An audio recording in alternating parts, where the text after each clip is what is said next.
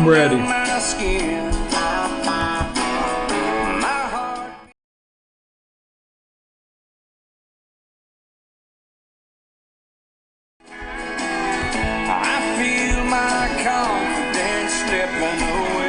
feel my confidence stepping away. Let me hold on. I thought I was doing fine. About to get you off my mind, man. Right back. Are we live? Yeah, I know. Got to give them something. Good morning. Let's see here. Hold on.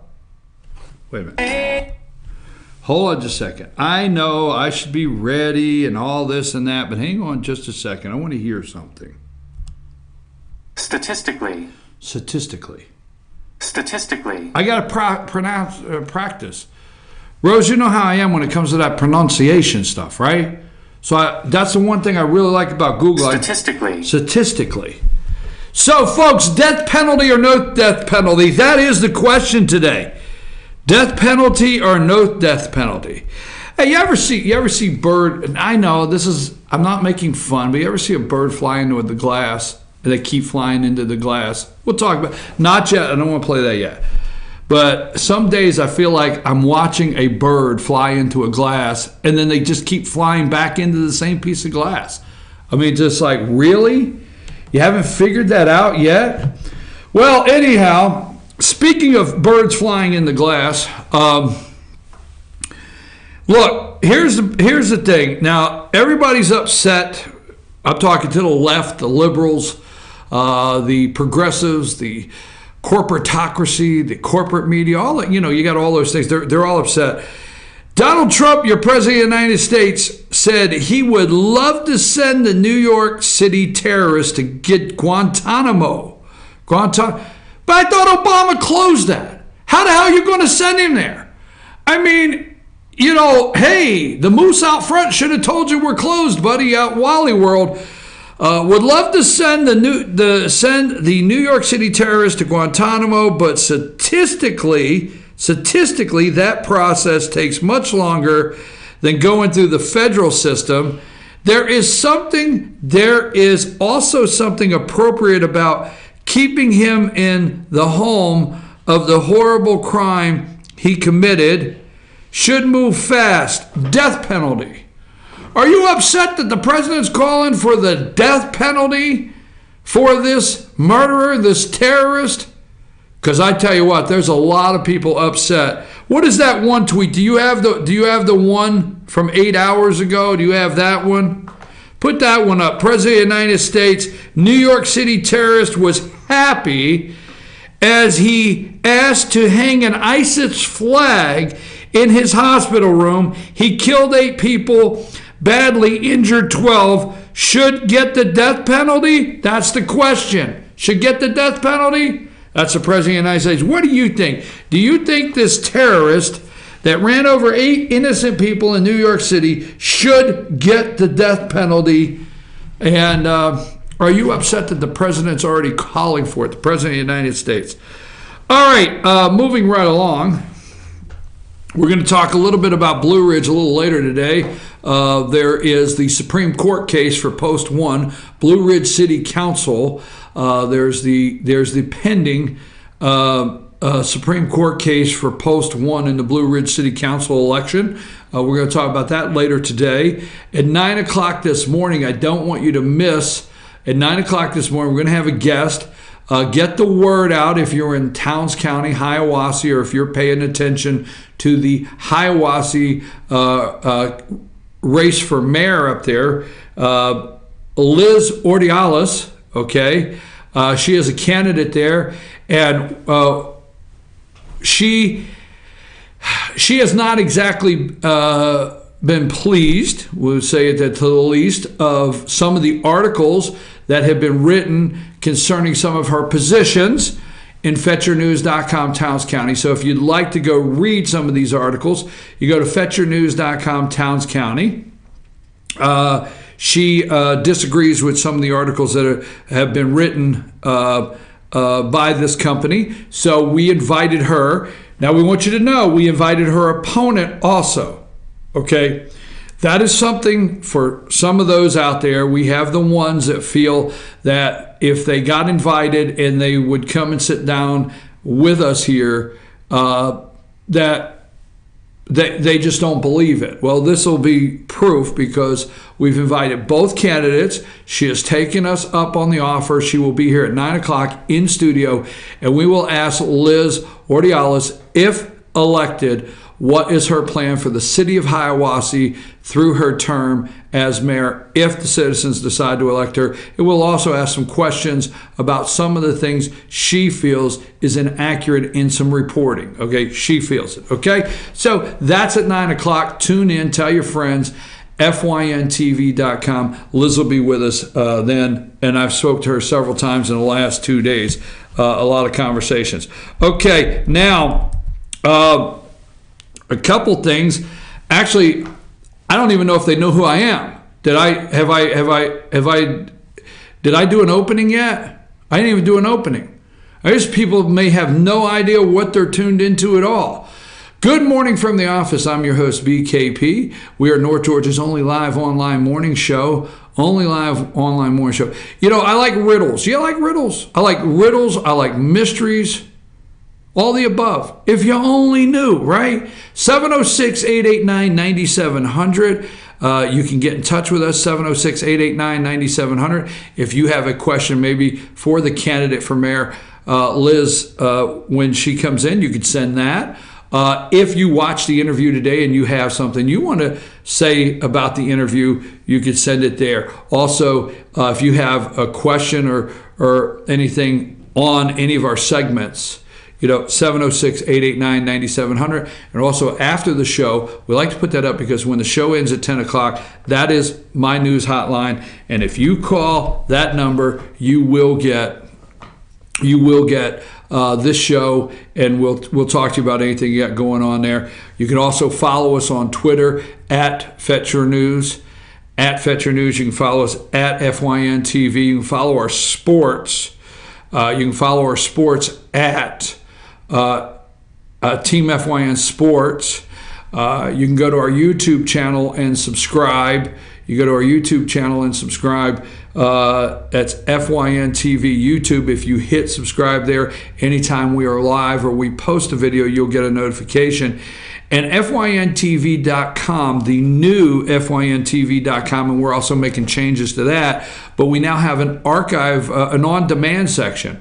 It's great. It works really nice. It's on demand. So if you missed a show, you go to FYNTV.com. It automatically comes up on demand. We are also on FYNTV.com posting. You can always see what's coming up next. So if we're doing a live event, maybe it's tomorrow's show or something this afternoon at any time, it's on there. It'll tell you what's coming up next and what time. And also there is a on-demand segment to watch all of the shows. Now, I don't want to get into politics and all the things that are going on before I highlight one thing I love. I think out there, I do throughout the 10 football games a year, I do about 40 high school football shows, and I love every minute of it. And I told the young men at Fannin County last night, we had our Rebel wrap-up at Circuit World in Blue Ridge, and I told those young men, I get tired. Yesterday I was in Blairsville. Yesterday I was in Hiwassee, all over the place. Blue Ridge twice. Let's see, yesterday, LJ, Blue Ridge twice Blue Ridge, Blairsville, Hiwassee, back to Blue Ridge. Wow. Anyhow, that being said, I told the guys last night at 7 o'clock, I looked at them and said, I get tired. I do get tired. But when I get to the shows and I see those young men, I just really enjoy it, and it changes things for me. We had senior night last night. I think they got about 10 or 12 seniors. Not all of them were able to make it, but we did have 8 of the seniors last night that we highlighted. Sam, you said you had a video. Is that ready, or do you want to? All right, Sam has a video she wanted to play. This is BKP's next career path.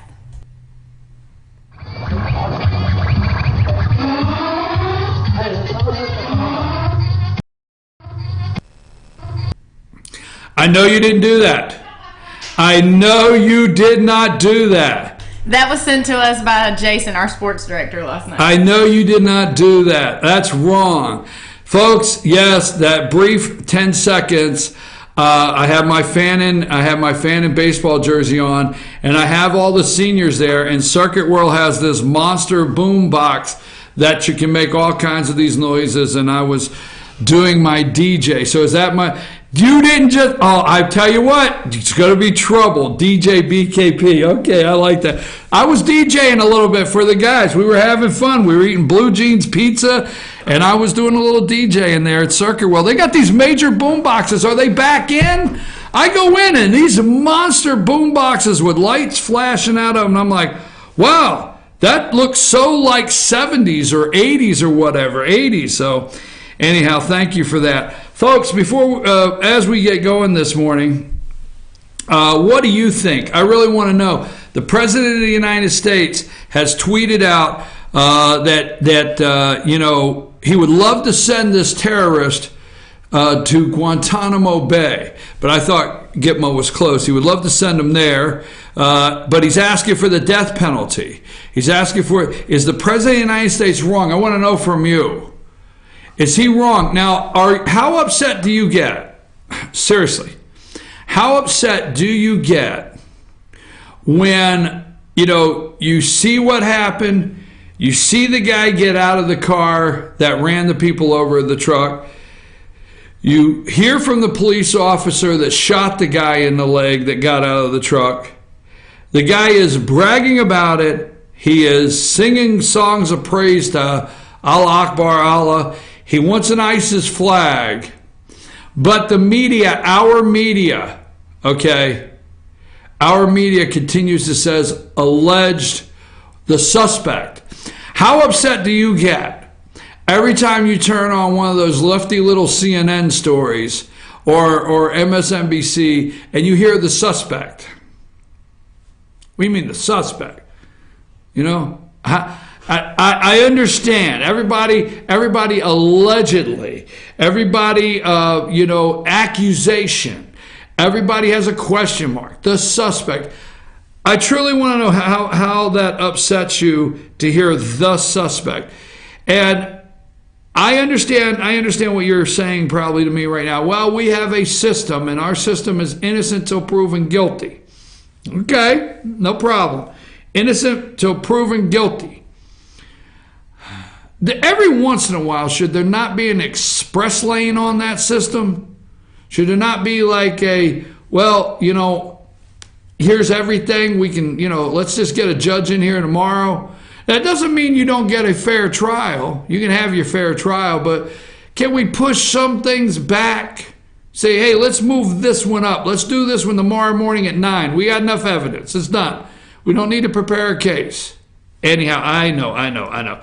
Are you upset that the President of the United States, said death penalty already? Now, something else I want to make sure, because if you're going through the internet, you're going to hear about impeachment. Impeachment talk intensifies. The volume goes up on impeachment of the President of the United States. All right. Now, I know on other shows, because it's been said to me, that this has been said several times, but let me just remind you of something.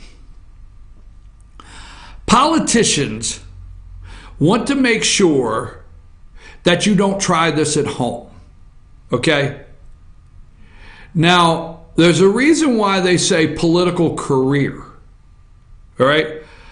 Politicians, I've not met many, I've not met very many politicians that it's not their career, all right? I'm not going to go with names and singling people out, but I've not met very few that, sometimes you get a mayor that just likes to be the mayor of their hometown, likes to live there, mayor of their hometown, quiet over the years. You get a mayor like in Murphy, North Carolina, that's been mayor forever. You get a sole commissioner that the county likes. They just like the person. They run for re-election. And you could call them a career politician, all right? But maybe they just like their job right there where they live. But then you have the ones, for the most part, the 98%, that became your local county commissioner, to become your state representative, to become your lieutenant governor, to become your governor, or even flip around and go to House of Representatives, whatever. Career politicians. Now, they feel the only way they could ever get fired is the ballot box, okay? So they don't want fired. So career politicians generally will never look at you and agree with term limits. They have fixed all the campaign finance, okay, up to a point to where they have the money. Once they're in, they have the money, okay? So it's real simple. If they get to tell you 3 times they're the person to the job versus somebody else tell you once, then maybe you'll believe that because you've heard it 3 or 4 times more, okay? So they fix it to where they have the money, all right? They fix it once they're in. They try to make it a lock, all right? And you and I know this. You've heard this several times before. We'll go back over it.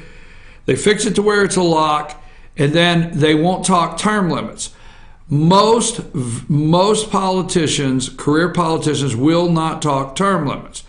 I'm almost positive, not to quote right now, that Georgia State Senator Perdue said he would run and he would serve 2 terms. That's, if memory serves me right. He's very much in favor of term limits, is my understanding. Most will give you the speech of the ballot box. That's the only fear they have of getting fired. They truly have a fear of getting fired. If you're not a voter, they don't talk to you when they go in these little circles. They zero in on a voter. They find a voter, they zero in, okay? And that being said, that's the only way they feel they can get fired, is that right there. So what they do is they send out the "don't try this at home, it's dangerous." So they go to destroy. They absolutely go to destroy. This is a group of politicians. We're not naming anybody. They go to collectively destroy. This is Republicans and Democrats alike. Anybody outside the circle that thinks they're going to pierce it and run for office. So if you left for work this morning and you are a plumber, and we're not picking anybody, I'm just saying that. If your profession is plumbing, which I have a lot of respect for that, if your profession is electrical work, but you decide, you know what, I want to represent the people. No. You can't pierce that. You don't have the experience. You didn't come up through the ranks. Don't try this at home. It's dangerous. So that's what's happened with President Donald Trump, and you know that. President Donald Trump was never mayor, never your local representative, never a borough in New York City, borough captain or chief or sit on the board, never a senator, never Secretary of State, okay? So he pierced that, and he got into the area that politicians do not want you in. Now, the reason I'm going this distance is tax reform. On a daily basis, the media continues to tell you he can't get anything done. He can't get Obamacare passed. He can't get tax reform done. He can't get anything done. They continue to tell you that he cannot pass a major piece of legislation. There's a reason they tell you every day that the President of the United States cannot pass a major piece of legislation, because if he does successfully pass a piece of legislation, guess what? Then maybe the average person out there could do that. Maybe you could run. Maybe you could do something and get out of the shadows and come out and say, I'm going to run. They can't have that. And see, that's the reason on a daily basis you will hear every single day, and not a day will go by that he can't get anything done. Now the same thing with this tax reform. All right? You hear over and over and over he cannot get legislation passed. Because folks, and this is Republicans too, because if Donald J. Trump was to get a major piece of legislation passed, guess what? maybe the career politician as we know it is over. Now, they hate Steve Bannon, and they say Steve Bannon has an 8% approval rating because Donald Trump, reassigned the assets. I forget how Bruce put it Friday. He redeployed the assets, which is Steve Bannon, and put him out there. And Steve Bannon is looking for candidates, not Donald Trump. There's only one president, Donald Trump. But Steve Bannon is looking for candidates that can do what Donald Trump did. And that's a threat to the system. So I know out there, and I'm getting a little long, but I really got into this. I know out there there's the people that drain the swamp meant go up there, turn the place upside down. Folks, in a roundabout way, if you're not seeing the place getting turned upside down and the panic, all you're hearing from the media is impeachment talk intensifies. It gets louder. All you're hearing from the media on a daily basis is how he can't pass legislation. That's all you're hearing. That he doesn't know how to work. And the reason they keep saying he can't pass legislation is because the next election cycle, you're going to have politicians step up and say, we have to have somebody that can get it to the president's desk. And that's me. But will it be career politicians? See, the thing is you might not understand what I'm about to say. But politicians say, they're like here's what a politician is. A politician is like that warning that comes on when you're about to see a dangerous stunt on TV. And it comes up and says, don't try this at home. And that's what politicians want. They don't want you to try this at home. Because guess what? We could actually change the system. Guess what? We could actually have farmers. We could actually have construction workers. We could have attorneys. I'm not saying just because 98% of them up there are attorneys already, we could use a little less attorney. It's not like we can't find one in D.C. Hey, can anybody find me an attorney? I need a little advice. What the hell? There's 4 of you having drinks. Anyhow, so maybe the farmer, like the founding fathers intended, for you to go up there for 2 years and leave your oldest son. I know I'm getting in so much trouble. Leave your oldest son to tend the farm and not have the government take the damn farm away because of taxes. So maybe the kid could stay, run the tractor, not have the place gone to the corporate farm because he can't pay the taxes. And then the farmer goes up and represents his district for 2 years and goes home. Wow, there's a thought. I went somewhere I wasn't going to go. I'm going to come back in a minute, but here's some of the things I want to talk about. How about Papa John's? Let's call that segment, Politicians Say, Don't Try This at Home. Danger. Don't run for office. Whatever you want to do, okay? That's what I really got to do. Papa John's pulls NFL ads due to negative consumer sentiment. We're going to talk about that in a little bit. I want to ask the question, and I want you to think about it because we're not going to have time to do the thorough investigation. But could you please ask the question, why did the Vegas shooting massacre, the deadliest massacre in the United States, is it 50, 56, 54? It's up to 59 now. Why? How did that fall off the front pages? How did that get solved, cleaned up, done, replace the glass in the hotel, sanitize the room, and the bellhop's taking your bags up the elevator? How did that get cleaned up so fast? I'm telling you, that has a lot of questions, and I want to talk about those, okay? Why has the Vegas massacre disappeared from the news cycle? I want to know, where's that investigator? How about this? The U.S. government quickly added $200 billion to the national net debt this month alone. That was in October. By the way, we're in November. All right? I read an article this morning. He's effed. Trump blames Kushner for Mueller probe as West Wing fears impeachment. This is a former report. This is from Vanity Fair magazine. I don't have you a chance if you read the article from Vanity Fair. But how about this, folks? This is what you don't see, and we'll talk about it in a little bit. U.S. coal production jumped nearly 8% in this past year. Nearly 8% U.S. coal production. First new coal mine in Pennsylvania in God knows how long. I forget that, right? Coal production was down 31.5% over the last 10 years. This year, up 8%. Let me tell you something. You can talk impeach all day long. There's somebody you don't want to mess with. You don't want to mess with a coal miner with a hat with a bunch of stickers on it. I'm your host, BKP. I'll be back right after these messages. Don't forget at 9 o'clock, candidate for mayor Liz Ordiales will be in here. Okay, we're going to talk to her. Hey, Hiwassee has an election too. And when I come back, I'll take a brief minute and discuss the Blue Ridge City Council Post 1 race. Take us to break, Sam.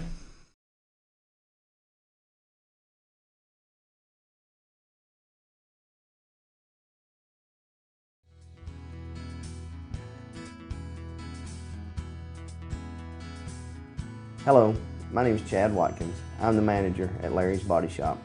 We are a family-owned and operated business and have been serving the North Georgia area since 1978. We are located at 1216 Progress Road in LOJ, Georgia. Our shop specializes in collision repair and we work with all major insurance companies. Larry's Body Shop is ICAR Gold, the highest role of training recognized by the collision repair industry. It is estimated that only 10% of collision shops meet these standards. Our shop consists of state-of-the-art equipment such as laser measurement system, down-drive spray booth, spot and MIG welding equipment. All of our paints are mixed on-site so that we can guarantee your paint to match every time. I know that having an accident can be a stressful event. We take pride in making sure our customers are satisfied with the repair of their vehicles. Our waiting area is clean and comfortable with free Wi-Fi and refreshing beverages. So if you're in an accident, stop by and see us at Larry's Body Shop.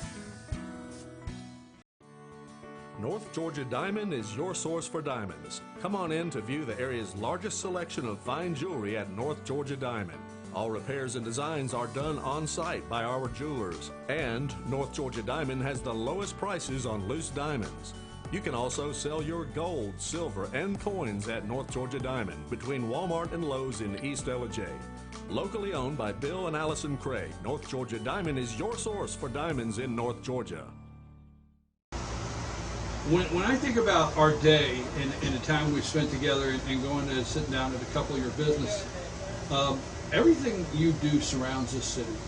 Live, eat, sleep, work, it surrounds the city of Blue Ridge. It does. I actually always say this is a live, work, play lifestyle in downtown Blue Ridge.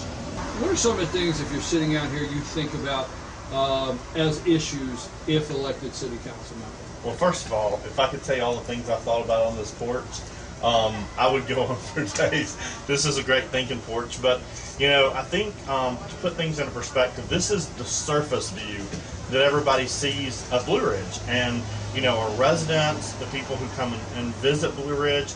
But the thing that you know has me most concerned, and that we really need to focus on, are the things that are not surface view, the things that are underground.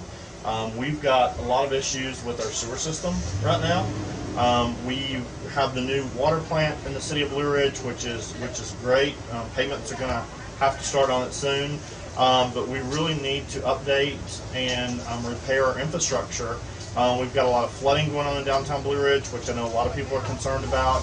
So, you know, Blue Ridge today is beautiful as people walk by. So there's a lot of things in the city as far as the infrastructure, planning, zoning, issues like that, that if we're going to keep Blue Ridge the wonderful place that it is, that we've really got to focus on over the next few years.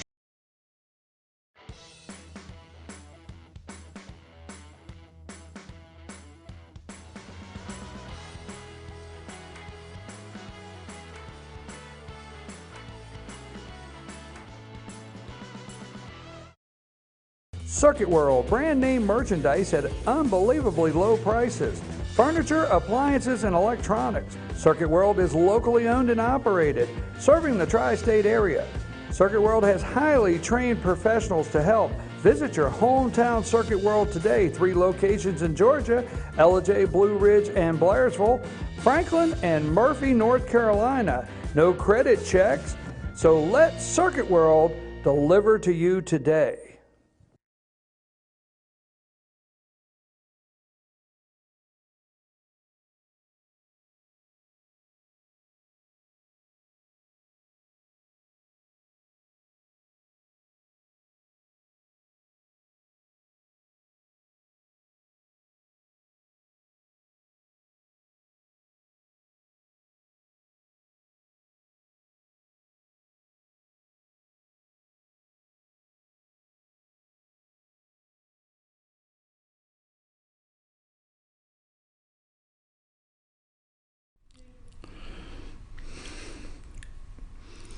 Good. I know we're back. We're back. I was just reading this.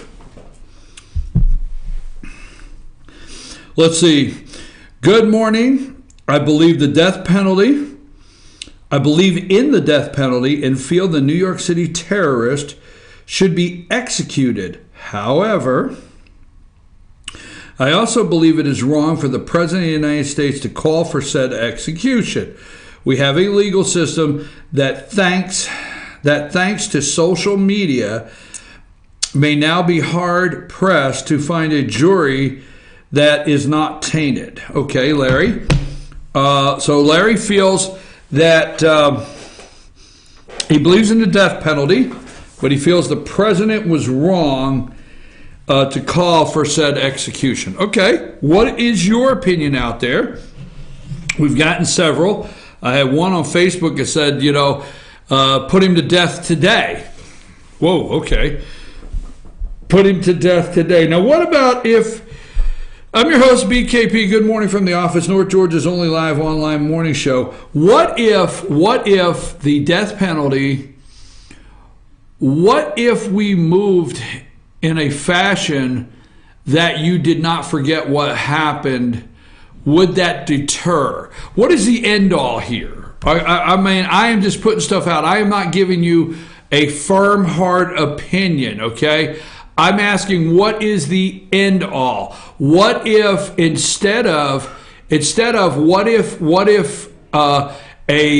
what if we had the death penalty and somebody was put to death immediately? Now, I'm just asking a question. I want you to decide.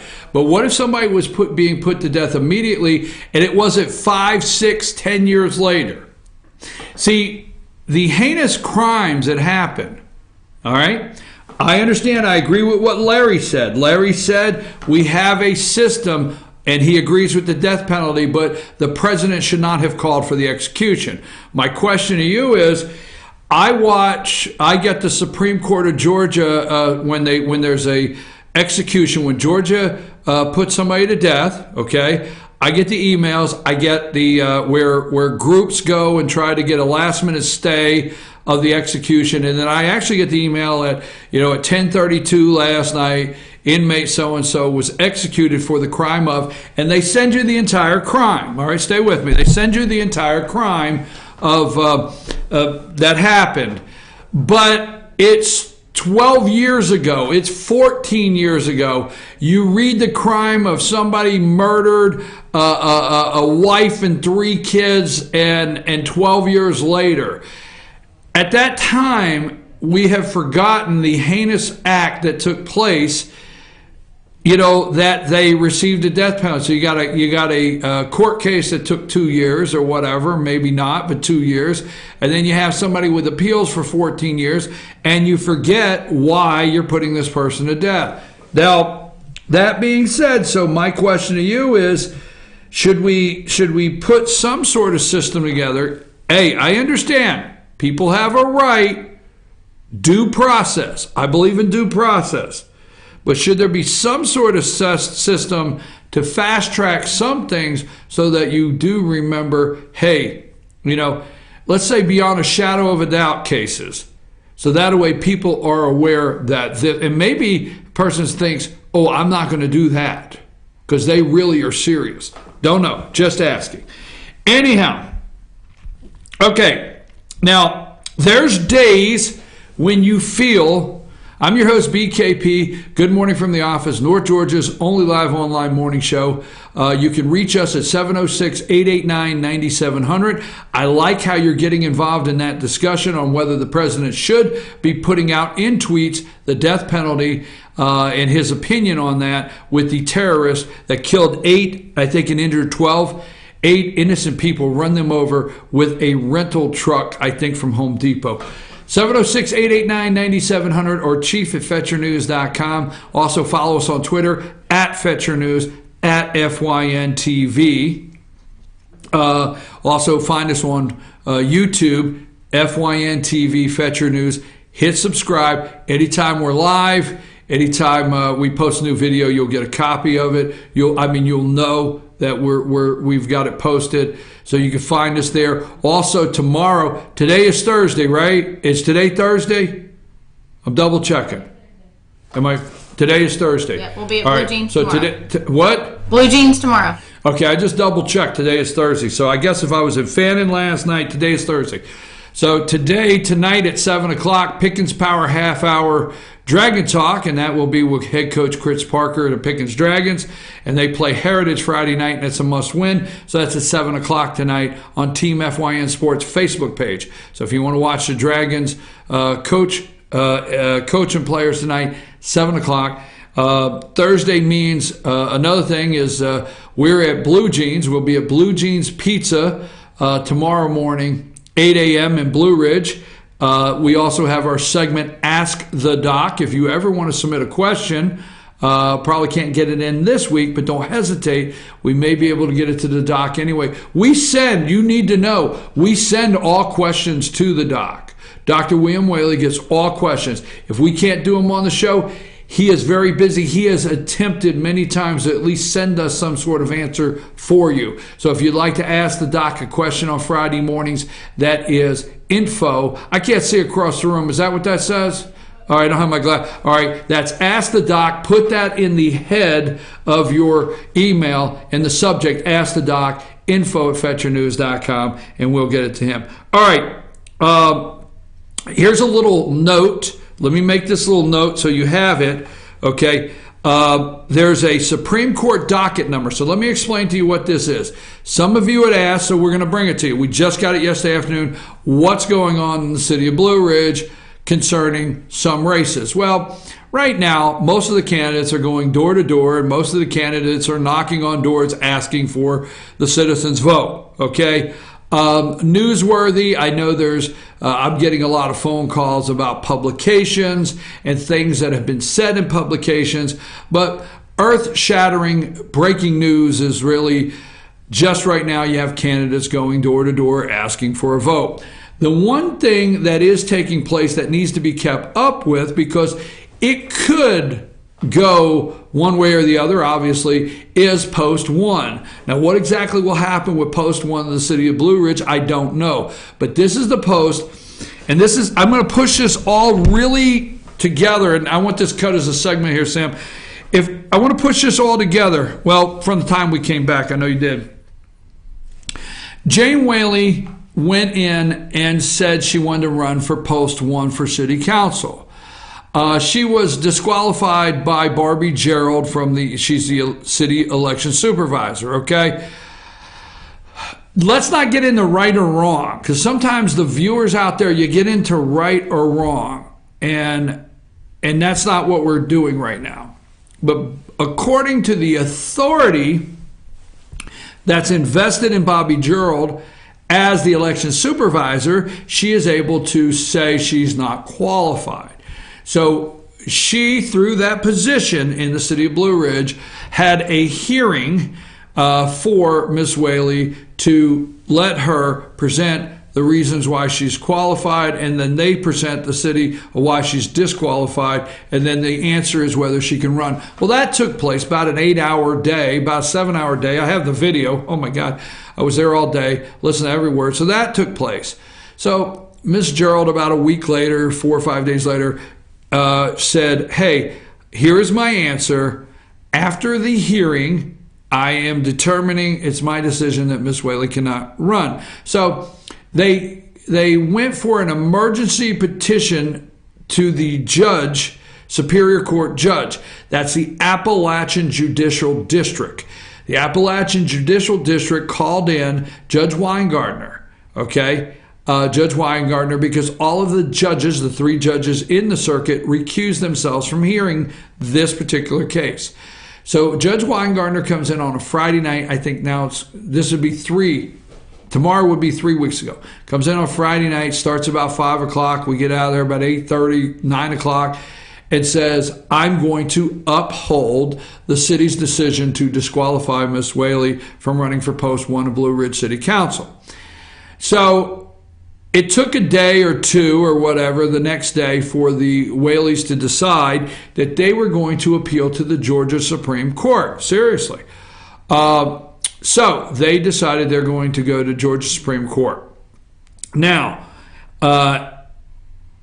what they've done, what you have to do is you have to get what's called a docket number or a docket notice, okay? You got to get on the docket. Now, we don't have all morning to go through the details of what getting on the docket is, but you got to get on the docket.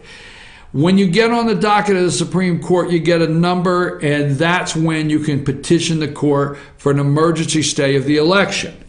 So yesterday, I received a notice, and it went out, and it is public because it went out to all media, okay? I have it here. It went out to all media in Fannin County, and it says, this is from Frank X. Moore. He's the attorney for the Whaleys, Jane Whaley. Attached is the notice of docketing for the case in the Georgia Supreme Court. This signifies that the Supreme Court has received the record. They've received it. They receive it. They put a docket number on it from the clerk of Superior Court in Fannin County. Now that we have a case number, we will be filing an emergency motion seeking a stay of election for the post 1 city council position. Frank X. Moore, attorney for Jane Whaley. So they have a docket number. Means they now could say, we need an emergency answer. Now, the Supreme Court, let me tell you what could happen, okay? Now, I'm going to get all these people telling me where I'm wrong. But let me tell you what could happen. The Georgia Supreme Court, what is this all about? To me, these are my words. What is this all about? It's about residence versus domicile. Is Georgia a domicile state to be required to run for an office in a city, a county, a district? Is it a domicile state or is it a resident state? That is the question. That is the argument. Now, I don't have time to go into all of that right now. We can break that down later. But that is the question. Is it her residence? Is it her domicile? Did she intend to live there? Did she not intend to live there? So that is going to go. Now, interesting enough for those, I know in Blue Ridge and I know in North Georgia, to some it's very upsetting, and maybe you feel it might be obstructing the flow of some things. But if you go, which I have a lot of interest in, and I read a lot of the Georgia Supreme Court rulings, there are little towns all across Georgia that things of this nature happen, and the next thing you know, they're in the Supreme Court of Georgia, and that's how we get our laws, is through things like this. So this could be a big case. It could be. Now, what can happen? A stay. Now, will they put a stay on the entire election? I've been asked that. Would they put a stay on the entire? I don't know. See, this is Georgia Supreme Court. Don't know. Would they put a stay on post 1 and just nullify, if that's the word, post 1's results at this time? Because the city could act. I don't know all the rules. Secretary of State will have to get involved. But the city could act with 4 council members, because you got till January, okay, where they go in place. They could act with 4 council members and a mayor, because the mayor and the city only cast a vote when it's a tie. So they could have 4 council members in January and a mayor. Could. These are all the things that could. But the Georgia Supreme Court could say, we want to hear this. So what we're going to do is we're going to put a stay on the entire election of Blue Ridge. I don't know that that'll happen. They could. They could say, we want to hear this case because it's interesting. There's a lot of argument here on two sides of domicile versus residence. So here's what we're going to do. We're going to put a stay, because there is a fifth member, on post 1. We're going to leave post 1 in the city of Blue Ridge open. Okay? And then when we hear the case, they may hear the whole entire case. Now, they may rule on it. They just may rule on it and say, no, city of Blue Ridge, the Superior Court. They could, in 10 minutes, they can uphold Barbie Gerald at Blue Ridge. They could uphold Judge Weingartner's decision. And they could say in 10 minutes, move along, nothing to see here. Or they could say, I want to hear this. And if they want to hear it, they could put a hold on post 1. Just saying, all the things that could happen. But we'll see. Here's what we know happened, is a docket number has been assigned by the Georgia Supreme Court. We know that.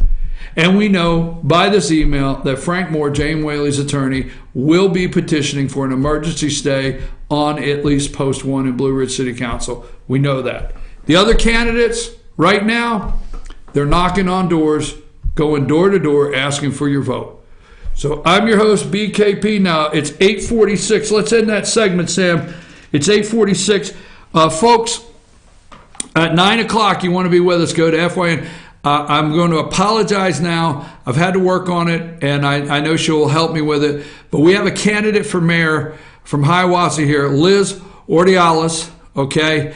And Liz is going to come in, give her position on several things in why she wants to be. And that's pretty much it. Why does she want to be mayor of Hiwassee? We do want you to know that her opponent was invited.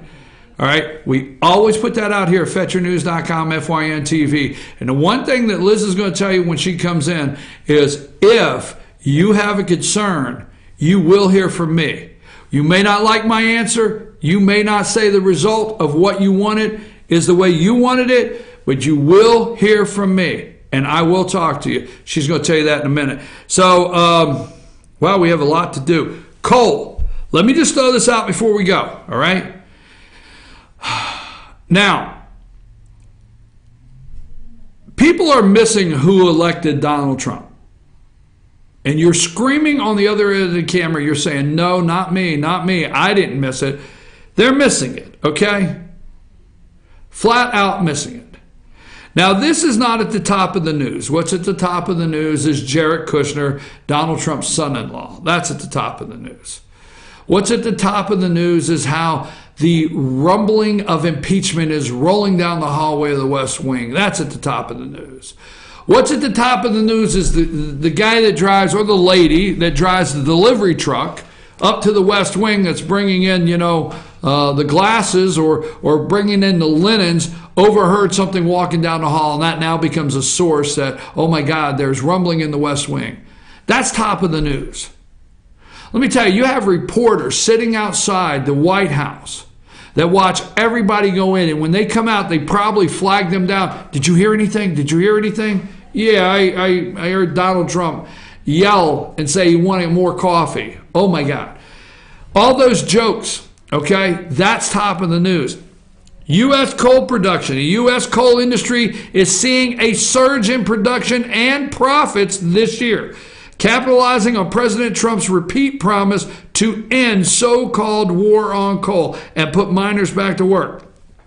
Fox Business Network's Jeff Flock reported from a coal plant outside of Chicago in Romoville, explaining that Arch Coal Inc., which filed for bankruptcy in January 2016, reported net income of $68.4 million in the third quarter of 2017, compared with net income of $37.2 million in the second quarter. Okay, U.S. coal production up 7.8% this past year.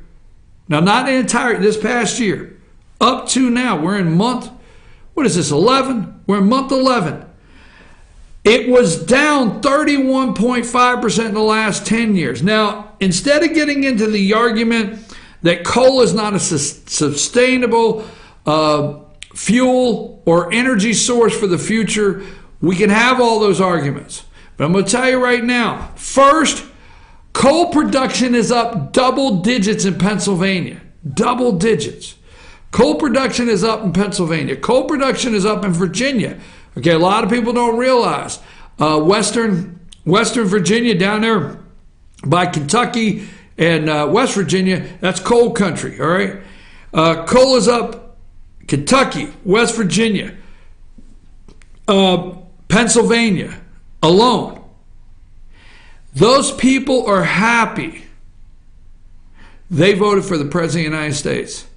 Folks, you're making a major mistake if you don't think Trump, they keep saying his 33%, he knows his base.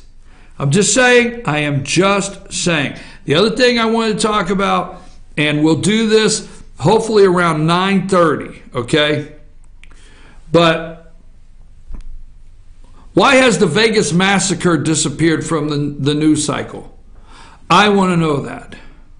I want to know why this 58 dead and 546 injured. I want to know how they wrapped that case up so fast. I want to know how this 64-year-old guy got in here with so much surveillance, so many cameras, and was able to do what happened there. I want to know why the security guard disappeared. I want to know why this security guard ended up on Ellen. I want to know why there's reports now that there were shots fired in Paddock's room. Why? Why was there shots fired? I understand the timeline. The story keeps changing that Paddock was dead when they entered the room. But now there's reports shots fired. I want to know about the married couple that died in a fiery car crash that survived this, that may have said, you do your own research. What do I tell you every day? Do your own research. But I want to know why there's been 4 people that died since this massacre, and maybe they have said to others that there were multiple shooters. They have said to others that the bullets came from multiple directions. Maybe they did. I want to know why. How come that story is closed? It doesn't make sense, folks. You need to ask why. We need to ask why. Papa John's. Look, these people will realize when they go over and they take the knee. Okay, fine, take the knee.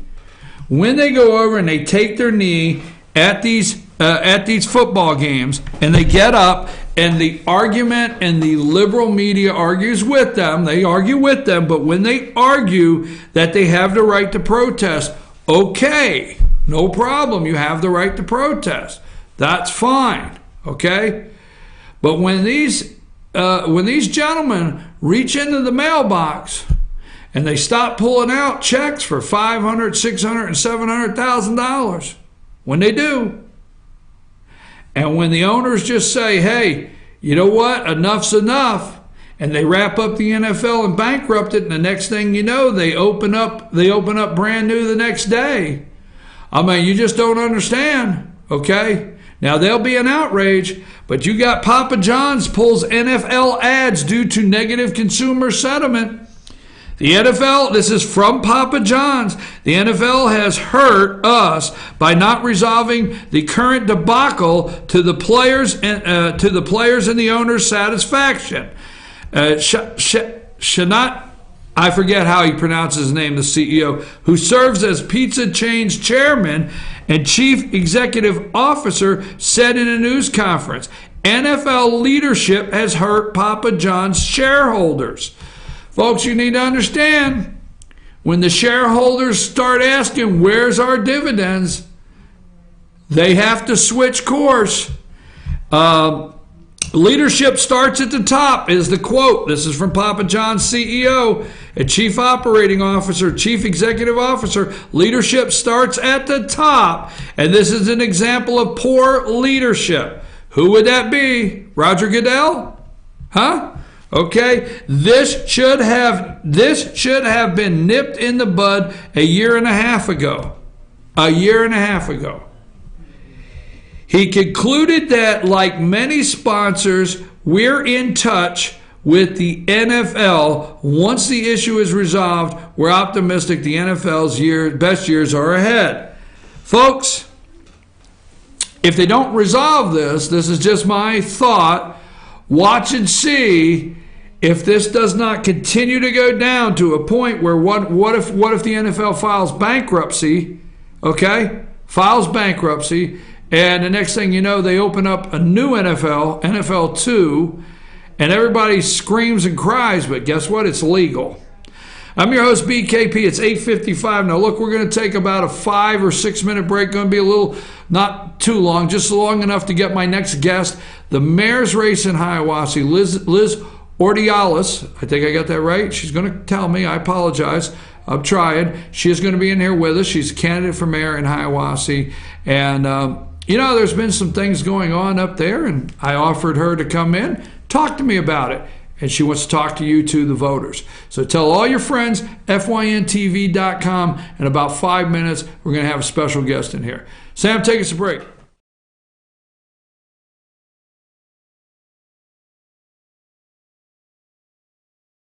And I'm Nathan Fitz. I'm running for Post 5 seat of the Blue Ridge City Council race. So I appreciate your support on November 7th. So you are in my everyday office, as I like to call it, here at Remax Town & Country, Nathan Fitz and team. We are a full-service real estate brokerage, and I've been doing this for about 20 years now, and I love what I do. I have a passion for this. The people and the friends that I have made from all over the world over the years has really been great. I'm actually glad that you came in this office today, because if you wouldn't mind, I'd like to show you something that motivates me every day, and it's kind of new, so it's fun to me. But behind me there is a new piece of art that I have, and it says, I don't know if you can see it or not, but it says, "You can't deposit excuses."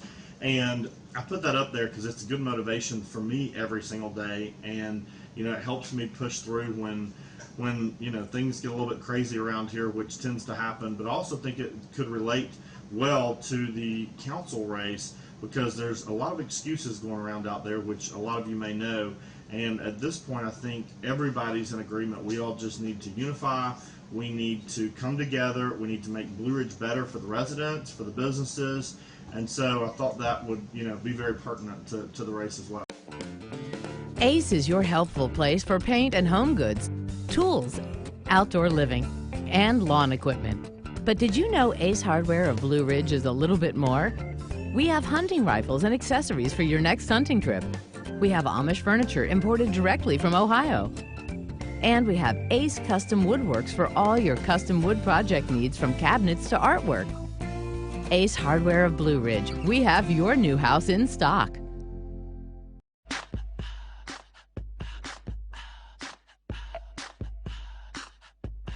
What you gonna do with all that junk?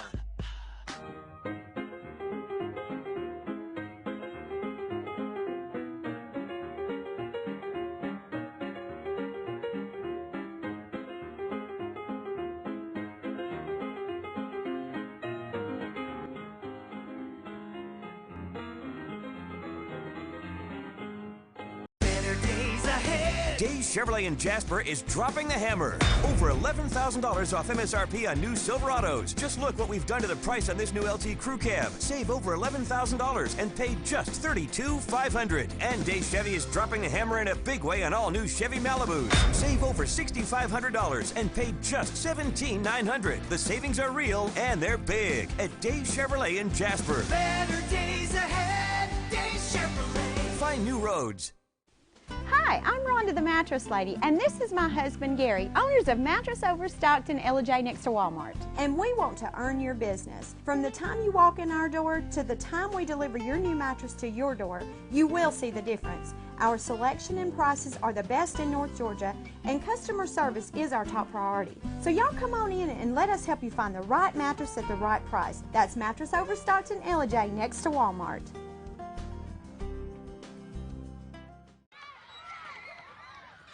All I do is win, win, win, no matter what. Got money on my mind, I can never get enough. And every time I step up in the building, everybody hands go up. And they stay there, and they say yeah, and they say there.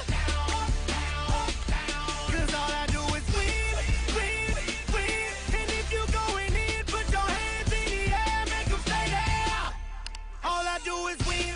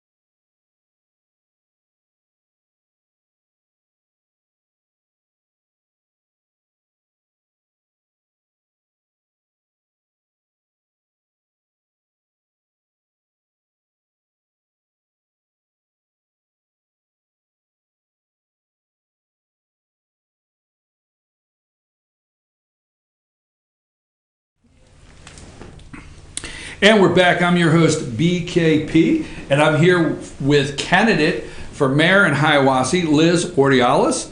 And we just want to know, programming note, and this is all we're going to say, is her opponent was invited this morning or was invited to talk to us and has not taken us up on that yet.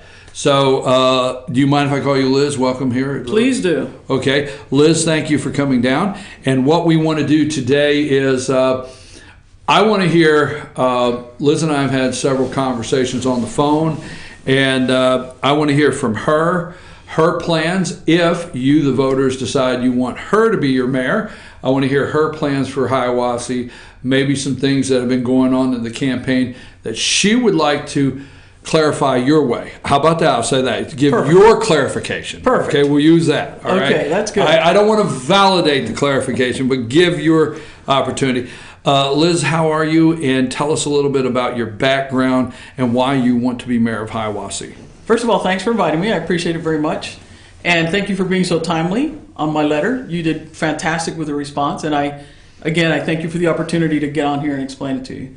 My background is pretty much corporate. I worked for AT&T. I want to say I graduated because it sounds better than retired. So I graduated from AT&T after 30 years. And my last assignment, I was responsible for all the Hispanic Yellow Pages, which I know are a thing of the past. But 15 years ago, they were a hot commodity. And I did all the Hispanic Yellow Pages for AT&T for the 28 state footprint. And I retired from there and moved to Hiwassee, which is the greatest place in the world to live. So you've been up there about 15 years, is that? I've had a home there for 21 years, commuted from Atlanta. I've been full-time 11 years. 11 years. And when you get up there, you're right in the middle of the mountains, you've got the lake. It's a great place to live. And you fall in love with the spirit of the folks that live there. I worked with Meals on Wheels. I delivered Meals on Wheels for many years. I was the president of the Fire Corps, as you well know. I'm very active with my church. I was a chairman for their fall festival at St. Francis for many years, and I just became very involved in the community, and I fell in love with it. And I'm running for mayor to finish pretty much what I started. I was on the council for a year and a half, post 5, and when our So you were elected to council. Now, just do me a favor. I'm not interrupting you, but no, please do. You're telling me also with them, because I'm going to open up. I've studied the Hiwassee race and your council, but I'm not as up on it. So if for me, you were elected to post 5. I was elected to post 5 and that was 2 almost years ago. 2 years ago. Okay. Right. And I served there. Our mayor at the time was, of course, in office. She retired, and I was mayor pro tem, so I took over the mayor's position in April of this year. So I was able to be mayor pro tem for 4 months. Then in order to run for mayor, I resigned so that they could put my seat, my city council seat, on the ballot. Right. Now, is that a requirement to resign if you want to seek? Some counties and cities, if you want to go from council to mayor, you have, so that you're not voting in a way that may be political or whatever.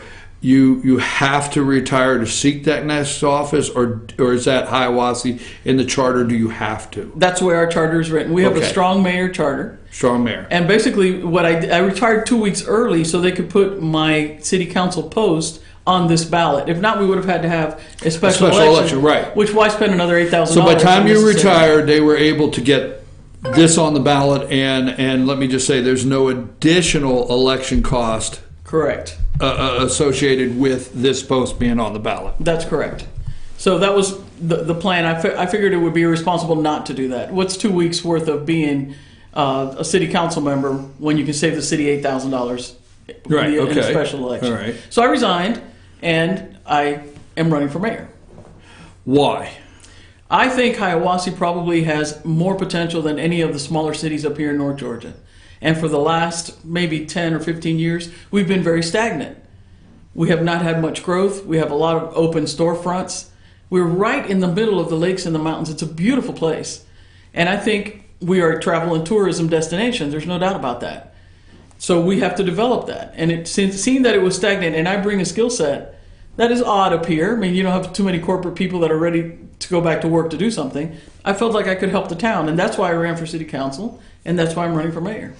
Give me one thing, and I have a couple questions because you're really helping me out here. Tell me what I know what a weak mayor system is. Tell me what a strong mayor system is. Explain that to me and the voters. Great, I'd love to. A strong mayor system calls for the mayor to be the CEO of the city. Okay. Runs day-to-day operations, hires and fires personnel, manages everything that goes on day-to-day in the system. It's a full-time job. So, not to interrupt you, but so if council comes in and council votes to implement something, then they have to back away and let the CEO implement what the council put in place. Correct. They're policymakers. Policymakers, okay. Correct. The council would come in and say, we need to do... Strong mayor acts as a CEO. Correct. Got it. And then it's definite, in order to do this right, and which is one of the changes that we made as a council, is we had a city manager that was making over $100,000 a year. We had a mayor that was making over $45,000 a year in that same setup together. Our charter calls for a strong mayor. You don't need a city manager. If you're going to be their full-time running CEO of the city, that's all you need.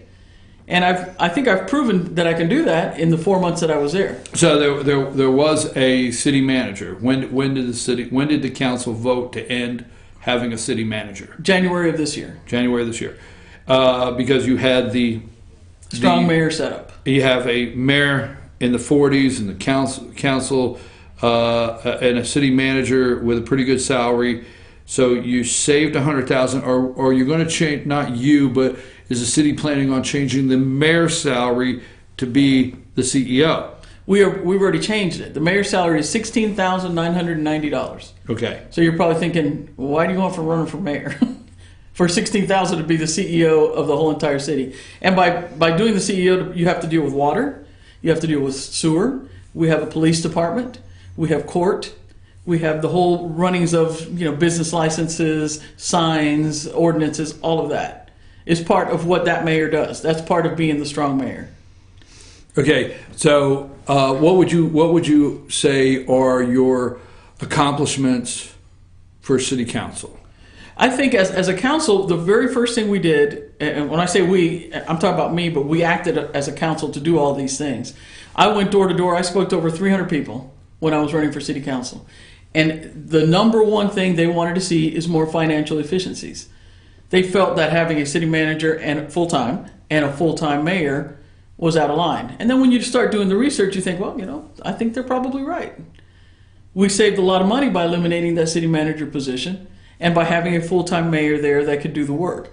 Our mayor did great in the 21 years she was there. She was in her 70s and she was ready to retire. So once she left and I stepped in, you could see that there was a lot of things that needed to be, process-oriented fixed, which we did. Okay, well then, let me say this. It may be a little redundant, but I want to go back because I want to be more specific now. Mayor Liz, okay, let's say next Wednesday or January 1st, give me 4 or 5 very small, strong bullet points of what Mayor Liz brings to the council and says, I want to do this, or I would like to do this, I would like to see this. What is your agenda January 1st if the citizens of Hiwassee decide they want you to be their mayor? The very first thing we need to tackle in Hiwassee is our infrastructure. And I think every city, every small city, you probably hear the same thing. Our water and our sewer departments are pretty much maxed out. They're old systems. So in order for us to even promote any kind of growth, we got to fix that first. We've applied for a $1.4 million loan to fix our sewer system, which is in worse shape than our water department. And from that $1.6 million loan, I was able to, I'm about 95% sure, while I was Mayor Pro Tem, I applied for a $600,000 grant that I'm almost positive we're going to get. We've already passed the state approval. Now it's up to the federal through the ARC. So that'll knock off $600,000 right off the principal off of that. So that's the number one thing we got to do. And then from there, set up a downtown development authority so that we could have all of our storefronts. We all live here because we love small towns. So Hiwassee doesn't have a DDA, and that's a downtown development authority. Okay. Hiwassee does not have that. And as you know, I'm sure every city in Georgia has already been authorized to do it. Now, we're pretty small.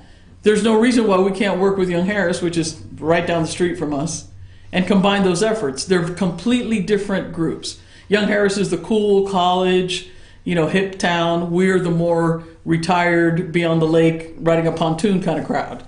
So to share a DDA person, I think is a good fit, because what would fit in one place probably wouldn't fit in the other anyway. So we're talking infrastructure, a DDA.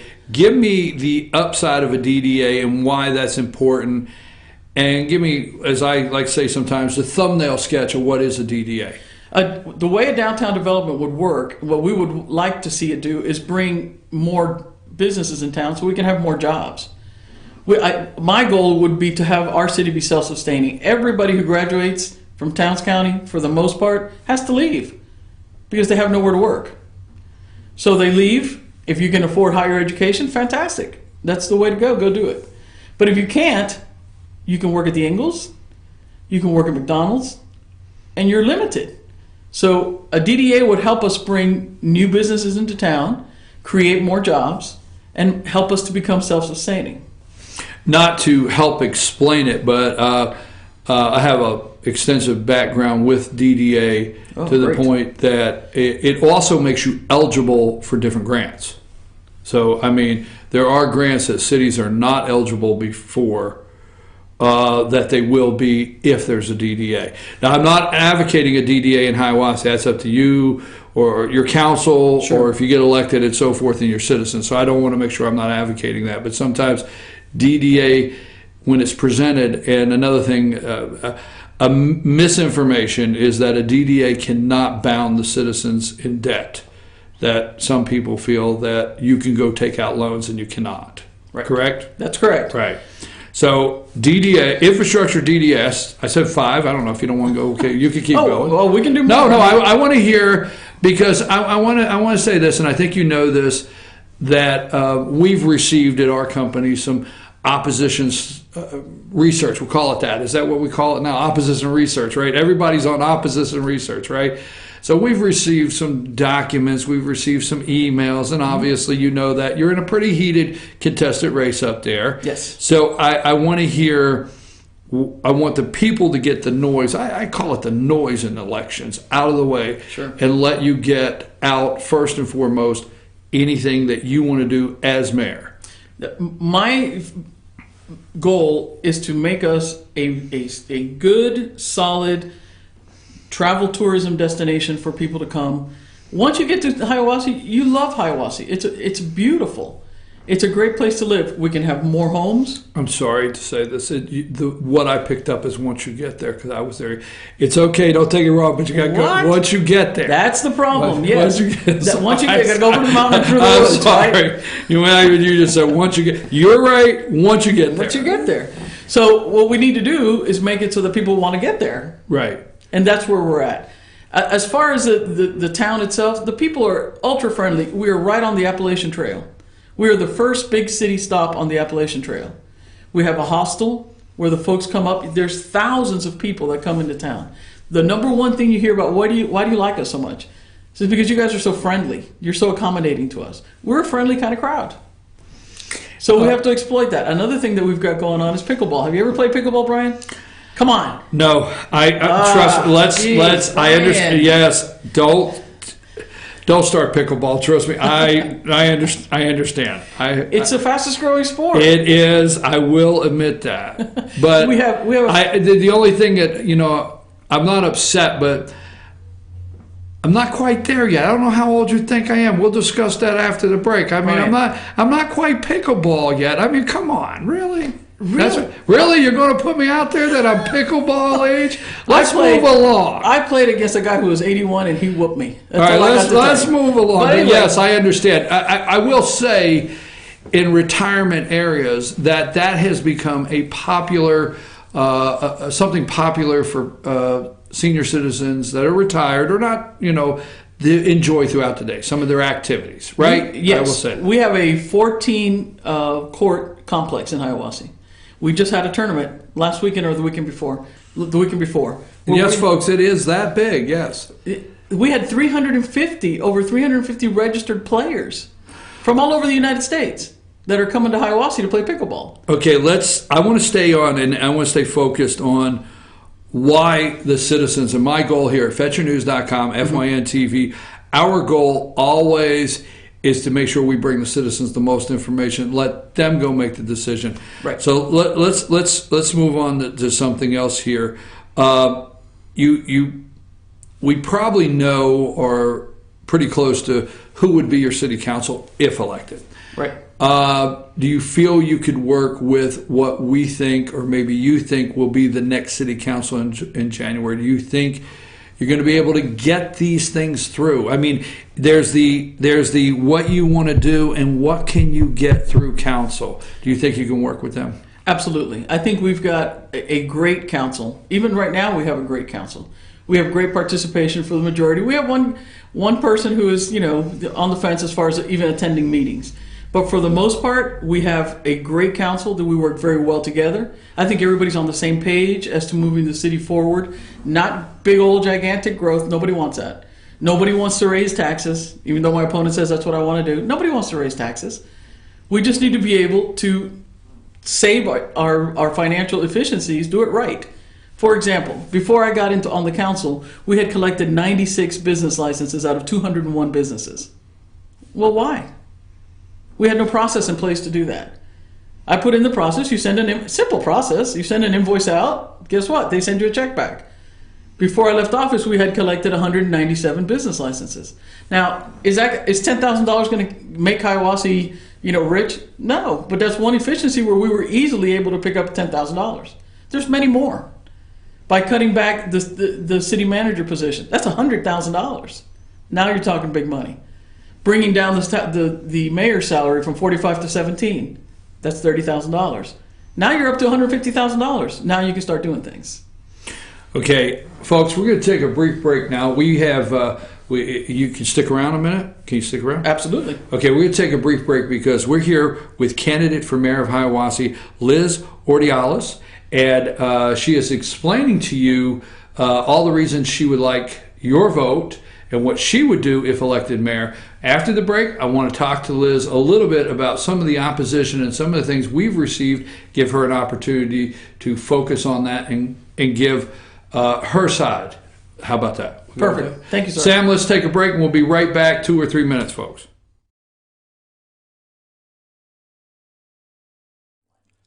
In 1981, Reed Nicholson began selling tires out of an old barn in Mineral Bluff. Little did he know that he had just laid the groundwork for the most trusted names in automotive services in the Blue Ridge area. In 1997, Nicholson Tire Center became what it is today, holding the same values of faith, family, and great customer service. 2 locations to serve you, and the Blue Ridge location is currently expanding to offer fast service and the largest U-Haul provider in Georgia. Nicholson Tire Center, Blue Ridge, and Mineral Bluff. Broken Bowl, located in beautiful downtown Blue Ridge at Sycamore Crossing, is locally owned and operated. Our Simply Noel selection is the largest around. We have a great selection of unique clothing and several lines to choose from for men and women. We carry a beautiful variety of handmade jewelry from Blessed Be and others. All kinds of gifts, starting to carry shoes this fall as well. Come visit us on your next trip to Blue Ridge. We can't wait to meet you at Broken Bowl, located in downtown Blue Ridge. Papa's Pizza to Go in downtown Blue Ridge is the best in the area all-you-can-eat buffet. Call ahead or order online now at papaspizzatogo.com. Use our convenient pickup window for the best in pizza, subs, wings, breadsticks, salads, and more. And be sure to check out our lively game room. We serve lunch and dinner, catering available, take out or dine in. Papa's Pizza to Go in Blue Ridge, proud sponsors of the Fannin County Rebels. The Tupelo Tea mission is to provide over 80 premium tea blends for tea lovers who are looking for ways to explore new flavors and blends. Come visit Tupelo Tea, located in beautiful downtown Blue Ridge at Sycamore Crossing. Be sure to sample our various varieties of honey and tea. Visit us on the web at tupelotea.com or call us at 706-946-TEAS. That's TEAS. Tupelo Tea, located in beautiful downtown Blue Ridge. This is my hometown. I mean, most of my family lives here. Many of my friends live here now. I'm hoping my kids may come back and live here one day. They're both at college now. But a lot of people ask me, why are you wanting to get into the craziness of politics and running for council? And, you know, I started asking myself, at some point, you've got to give back to what has been good to you, and this has been a great industry and a great town to be in real estate in, and it's just my time to now give back to the community and help Blue Ridge for, you know, the next generation. I think those of us who have kids want to make things better for our kids, and I'm in that same boat. The day-to-day activity in the real estate business, you know, unifying buyers and sellers, negotiating contracts, and at the end of the day, both parties feeling like they're happy and satisfied with the transaction is very similar, that you can relate it to any business or, you know, to the council. So one of my strong suits, in my opinion, is I am good at negotiating and compromising and bringing people together. So it's what I've been doing for 20 years, and I think the council needs that voice of reason that can bring people together, that, you know, leaves all the personal issues aside to just focus on what's best for Blue Ridge.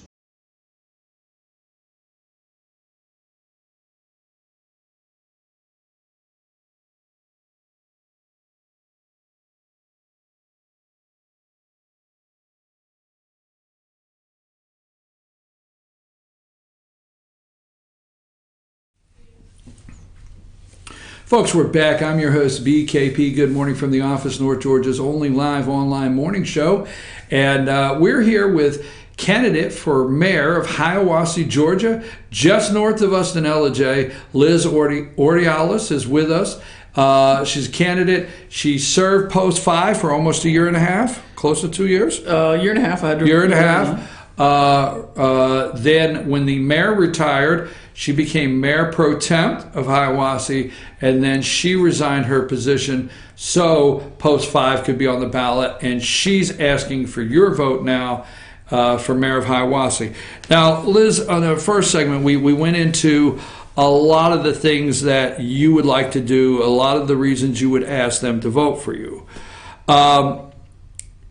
There's been several articles that are written, and let's talk about the franchise fee. Now, let me tee this up. I guess you can correct me where you feel I'm wrong. I don't see me being wrong, but anyhow, we'll back up. Okay. Yeah. No. Yeah, right. Yeah, that's exactly right. So let's rephrase that. No, but anyhow, the state of Georgia says. And when I get done, you tell me right or wrong, and then tell me what your position is. The state of Georgia says that municipalities, I'm going to call it cities, incorporated cities and counties, have the right to charge public utilities what's called right-of-way fees. Correct. Okay. And they have the right. They're not mandated to do it. A city or a county could choose not to charge these right-of-way fees. But every city and state has the right. 100 plus counties, because we have 100 and some counties in Georgia, do that. Hundreds of cities do that in the state of Georgia. They take, I'm going to say, advantage of having some revenue to come in from right-of-ways for public utilities. Public utilities would equal EMCs, phone companies, cable. Those are your right-of-ways. Correct. Now, my understanding is the city of Hiwassee did not have a franchise fee right away for public utilities on the books. It was found it's not on the books. You were not charging it. That is correct. Okay. Recently now, the city council voted to charge the franchise fee. Correct. Tell me where I'm wrong. So far, all good. Okay. I'm going to use the word advocate, so be careful here, okay? As mayor pro tem, you advocated for the city to put in the franchise fee language into their charter or whatever. Ordinance, right? Yes, sir. You advocate. Then when it came time for the vote, you then were already resigned. You Correct. did not vote on it. Yes, right. I was no longer. But you brought it to the table. I did. You brought it to the table. You did. introduced it to the council. You introduced it to the public. Correct. You then resigned, but then the council voted on it. Correct. Council voted on it in a special called meeting. In 2 meetings. Okay. Special called? One was, I'm not sure if both were, I got to tell you the truth. Okay. One might have been our normal work session. All right. So it was voted on. Now, my understanding is, although you had resigned, you somewhat campaigned and advocated to get it passed, even though you did not vote. I initiated. Let me tell you how this all started. So I'm going to go up to there. Am I close? You're close. You're perfect up to there. Okay, take Now, off. While I was mayor pro tem, I received a letter from NGN Networks, North Georgia Networks, who wanted to come into the city of Hiwassee to provide fiber optic service. And they wrote a letter to us asking us, what's your franchise fee? I was mayor pro tem when that happened. Okay. So I investigated. I called our attorney. What is our franchise fee? Well, look at your franchise ordinance. We don't have a franchise ordinance. So then within that letter... So you were addressed by another company to Correct. come in to do fiber optic. Asking us what our franchise and it's fee not was. It's not unusual for these companies to know in advance Correct. what is everything when I come into the city that is going to be out in front of me as hard cost. Right. Okay. Now, in doing my research, still as mayor pro tem, I found that there's 535 cities in the state of Georgia, of which 524 collect franchise fee. And it seems that the only ones that do not are part of the Blue Ridge EMC area. Fine. We went on, drew the ordinance, had a first reading, had a second reading. It was unanimous by the entire council, which is where the first rub came in when I first contacted you. Because originally in your article, you said Jay Chastain voted no. He did not. He, along with everybody else in the council, agreed to do this ordinance. Now, further research shows... Wait, can I get in there? Sure. When you agreed to do the ordinance, is it possible, and we can't speak for anybody else, that council members felt they were putting the ordinance on the books, but then there was another layer where you had the opportunity to enforce it? So there's the I voted to put it in the ordinance that Hiwassee now has a franchise fee. Correct. I know recent counties that went through this. I've been through recent counties that voted to put it, that had it in there, but then voted to enforce it. So is there not two steps in that possible, that you could have it in there, but then not enforce it? So could a council member think that you're putting it in there, up there? I don't know. I don't think so, because the ordinance read that it would become effective December 31st of this year, and we would receive our first payment. That's in the ordinance? That's in the ordinance. Okay, all right. March of 2018. So very clear, and at that time it was the right thing to do for the city. It's a great revenue stream for our city. Yeah, but let me ask you a question. You know, when I'm going to say like this, and I'm going to look right at you and say, when I'm sitting over here and you're sitting over there and you're saying it's a great revenue stream for our city, that comes from somewhere. And that's Sure. on the other side. So that's I think why it's fired up, is when people say it's a great revenue stream. I've heard that. I've gone to not just Hiwassee. So in fairness to you, in fairness to your city, I've gone to others and I've heard politicians say it's a great revenue stream. And I sit back there and I take my head against the wall and I say, yes, this is the pocket that you keep getting the stream. Go ahead. Well, sort of. Sort of. Right? I'm not passing on a fee to you. I am telling Blue Ridge EMC that if you are going to use our streets to run your power poles and your power cords and your wires so that you can charge me for my electrical, then you should be paying the city for the use of the right of way. Yeah, but wait, let's stop there, because I don't disagree with you, but there's a side of me that's almost cover. And let me say it like this, okay?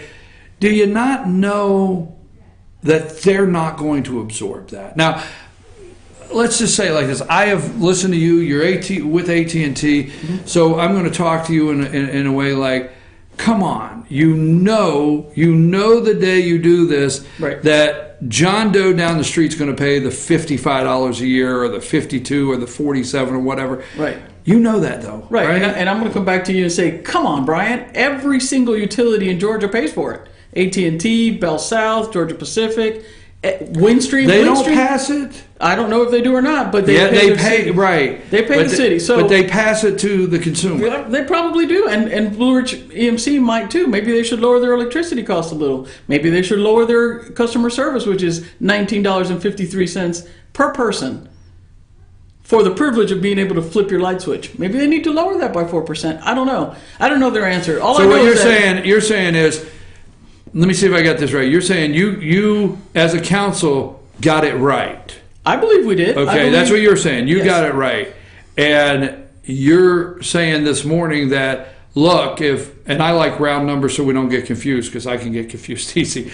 So you're saying if I paid $100, let Blue Ridge EMC figure out how for me to pay $100 this month, but you did the right thing by the city.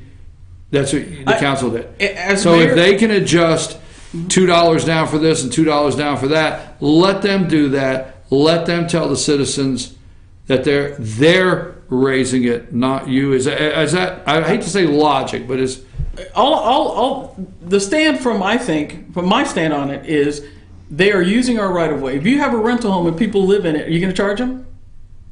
I guess so, yes. Okay, well, they're using our streets. Windstream has been paying a franchise fee for years. Why hasn't anyone else? Everybody in the state, every utility company pays franchise fees. Now, do they pass it on to their customers? Maybe they do. And when we spoke with Blue Ridge EMC a couple of Fridays ago, one of their board of directors says, it's the law. We have to follow the law. We're going to pay the franchise fee. Do they have the margins to pay for it? I don't know. That's where it becomes I don't know their financials. I don't know how they spend their money. The state of Georgia allows every city and county to charge and we were one of a few that don't. It doesn't make any sense. Why aren't we in an even playing field with the other 525 cities in Georgia? What do you say to people that I think I've given you the opportunity to be thorough on it. Yep. What do you say to people that says, but you could call it anything you want, but it's a tax? What do you? Well, it's not a tax. It is a fee. I understand. I understand fee and tax, but the voters. What do you say to them? That I say to them, it's a fee that we are charging Blue Ridge GMC, and they are in turn passing on that revenue as a revenue source for them to pay us. But we are not taxing anybody. We are asking Blue Ridge GMC to pay us rent for using our property. That's what it is. Now, if they choose to pass it on to you, like most utilities do, okay, that's their choice. I think the argument I've heard on this, Liz, is when I say you in the pronoun, it's the council. Sure. The argument I've heard is the council knew the consumer would end up with this. Honestly, I did not know that. I felt that Blue Ridge EMC could look at their financials and see if they could absorb it. But you were with AT&T. Yeah, and I know you did the. I did Yellow Pages. I understand, yes. But utilities. AT&T pays it. Bell South pays it. But that's why when I look at you and when you say, "Well, I really didn't know," I'm thinking to myself, "Wait a minute." I did. And when I said you, I'm talking the whole entire council. Sure. Okay, I just took. Let me say it in this terms, because this is the only language I know how to use. I don't care what happened. Somebody got $55 more from me this year. I don't care. Okay, you call it a fee. I told somebody the other day, we get into arguments, and this is not just Hiwassee. I want to be clear to everybody, this is not Hiwassee. This is the state of Georgia. It seems like every time we turn around, from a state to a county to a city or somewhere, we see a fee, okay? because tax is ugly. It's an ugly word. Sure. So a fee, a use fee. We see business license go from $75 to $125. Mm-hmm. This is all over the state. This is not highway, and it's to provide services and all these things we hear. But the reality is, on our side of the table, if we put out $1 here, and the next thing we know, we put out $2 for the people. You can call it what you want, but you took an extra $1 out of my pocket. Now, not you. I'm trying to be clear. Right. So you telling me when you put this on the table, because you did, you said it earlier, you're the one who put it on the table. Mm-hmm. You advocated for it, even though you were resigned. You advocated that you felt this was a good thing, and you said yourself a revenue stream for the city. Correct. Okay. That you and the council did not take into consideration or did not vote on it based on thinking the citizens were paying for it. That is correct. Okay. That is correct. Now what I know it ended up being that way, and the average from what Blue Ridge GMC quoted us would be about $55 a year. It ended up being that way. Yes.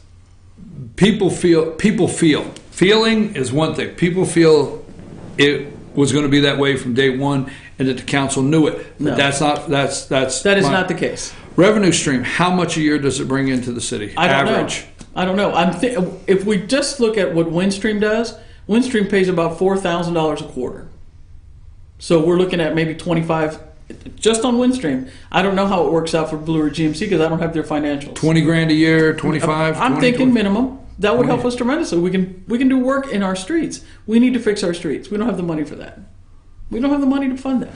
Yeah, but Liz, I just have to tell you, when I'm sitting, I'm hearing somebody running for office and say, we don't have money for this and we don't have money for that, and it'll help us do this and help us do that. Yep. The other side is there's people who say, well, I don't have enough money for this, and I'm trying to raise my kids and things like that. So I know it's a tough balance right now. It is. And I know it's hard to sell me, the voter, on what a fee is versus a tax. And, and that's why I'm giving you every opportunity to do that. And in essence, again, we go back to the number one, 98% of the United States cities, more than 98% in Georgia, but in the whole United States, 98% of the cities collect franchise fees from the utility. I'm not going to disagree. All we're trying to do is the same thing everybody else does. Put us on the same playing field.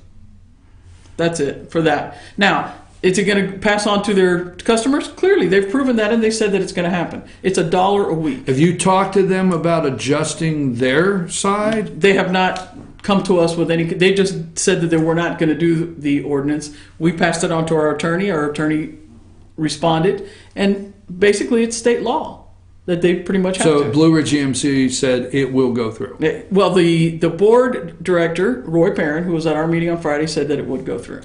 Now, as far as how much it is, I really have no clue. I don't know what their financials look like. Okay, so but they're not discussing whether they'll absorb it. Have they publicly said it will show up on your utility bill? I believe that's the plan they're going. Yes. Okay, I have some things, but let me give you an opportunity to say, what would you say, because this is how we met, you felt there were inconsistencies, we'll call it that, in some articles that our company wrote.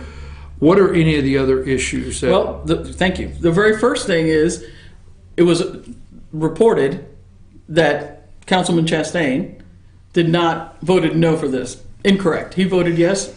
You can look at the paperwork, talk to every single council member. It was a unanimous decision to go. And I think we have an article that says. Right. But originally you said, well, this guy said he didn't want it, which that is inaccurate. That was wrong. Yeah, but you fixed it. We went back to the person and we double checked, and we even got a statement from the councilman. The second thing that is out there. That is for out our there. viewers.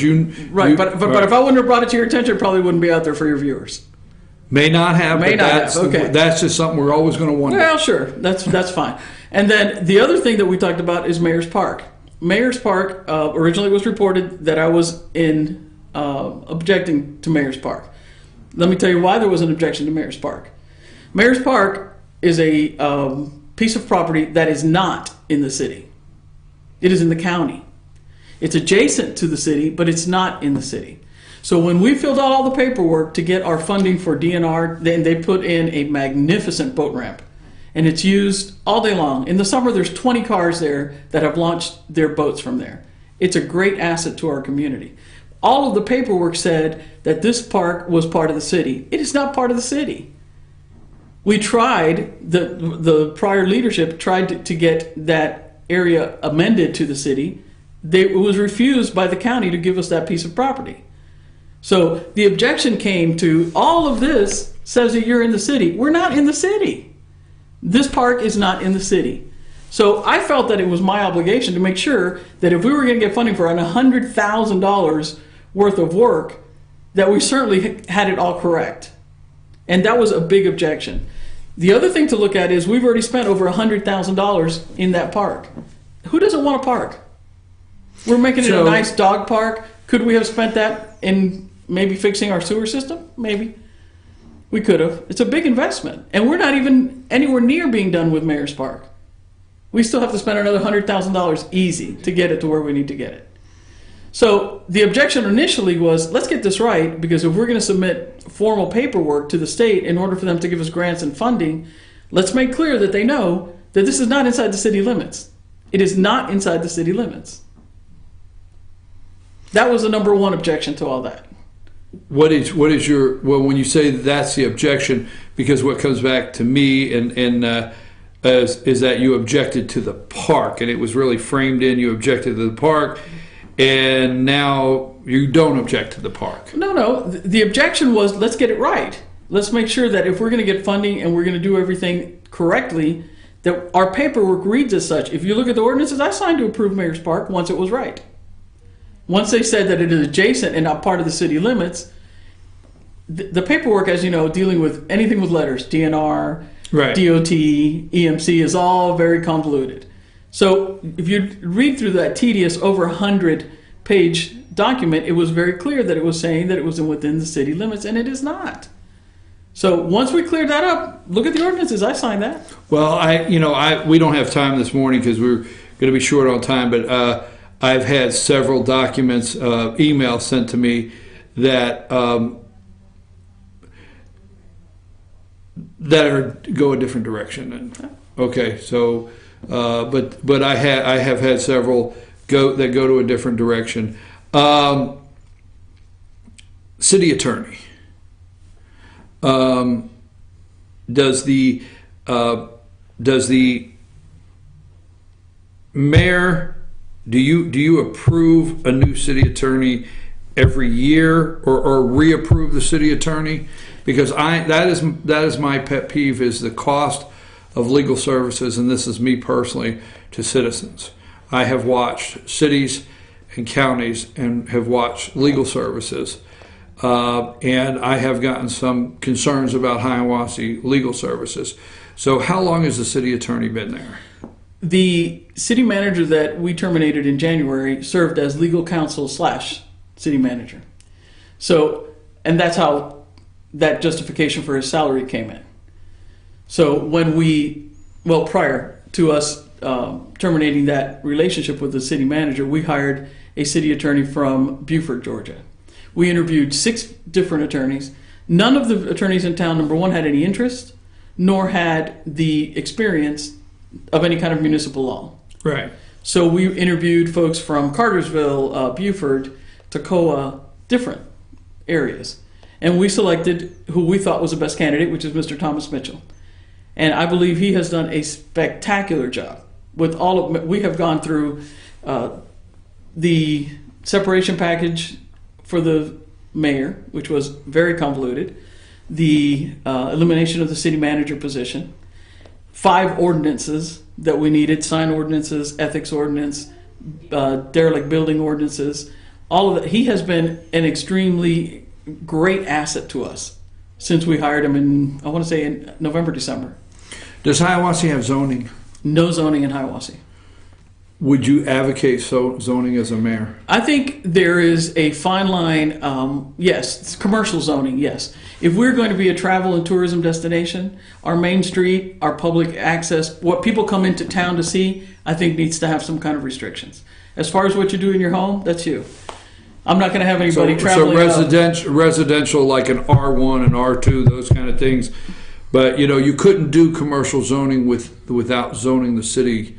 Could you not? Because you'd have to have an R1 and an R2, and the one would be for single family, one for multi units, and then we haven't even gotten that far. I understand. But as you were talking about building and things like that, and ordinances for that, as far as the attorney, I just immediately thought about does Hiwassee have zoning? No zoning, and I think it's something that is needed.